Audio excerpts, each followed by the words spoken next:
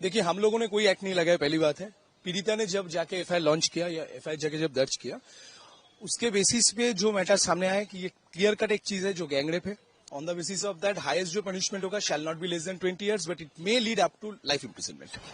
Family का उनका कहना है कि हमें फांसी चाहिए, क्या हो सकता है कि उन्हें फांसी मिले? I can not comment about that, क्योंकि देखिए मैटर तो अभी सब जुडिस मोड पे है, तो ऑफिशियली मैं इस पे कोई कमेंट नहीं कर सकता। बट जो होगा इतना हम आपको एश्योर कर सकते हैं कि लास्ट साल आप लोगों ने देखा था आरजीकर इंसिडेंट, इस बार ये कम से कम इस बार तो नहीं होगा। एक्यूज जो है उसके आप उसके बैचमेट भी थे। आपको लगा था कभी कि वो इस तरह? नहीं, मुझे ऐसा कभी नहीं लगा। मतलब क्यों हुआ, कहां से हुआ, कैसे हुआ, मुझे मालूम नहीं, बट मुझे कभी नहीं लगा। उसकी एक्टिविटी के बारे में नहीं, बहुत देखिए, उल्टा साइड भी दिखाना बहुत इंपॉर्टेंट होता है। सब लोग दोषी ये कर रहा है, वो है, ये है, लेकिन असल में देखेंगे he was a very helpful person to some extent. आज किया है तो definitely he is guilty, no doubt about that. जब अगर गिल्ट प्रूव हो जाए तो उसका जो सिचुएशन होगा एकदम टाइट हो जाएगा, लेकिन मैंने ऐसा कभी कुछ नहीं देखा। आप दोनों को ही अच्छे से जानते थे? बहुत अच्छे। देखिए, पीड़िता जो है वो मेरे स्टूडेंट भी है, पहली बात, और जो एक्यूज है वो मेरा बैचमेट भी है। हाँ, लास्ट 2-3 सालों से उतना अच्छा कॉन्टेक्ट तो था नहीं, उतना मतलब बातचीत नहीं होता, लेकिन मालूम था।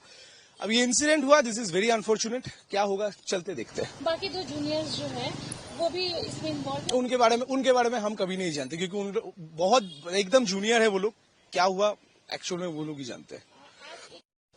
पीआईएल जो हुआ है, मुझे यस एब्सोल्युटली, तो मुझे नहीं लगता कि सीबीआई का जरूरत पड़ेगा। Calcutta police is more than sufficient enough to tackle down everything. अगर कलकत्ता पुलिस चाहे तो बहुत बड़े से बड़े लोगों को भी हटा भी सकता है, उसको अंदर भी कर सकता है। तो मुझे I don't think that there is a need of CBI. अभी अगर देखा जाए तो वो जो कॉलेज है उसमें वो एक्यूज एक्स स्टूडेंट था और जो पीड़िता है वो वहाँ पे स्टूडेंट थी।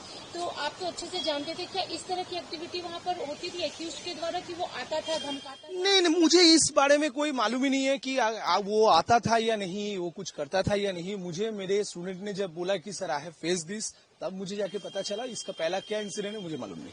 जो एफआईआर में जो चीजें लिखी गई है काफी लॉन्ग में लिखा गया है, बहुत कुछ ऐसा भी लिखा है जो कि दहला देने वाला है।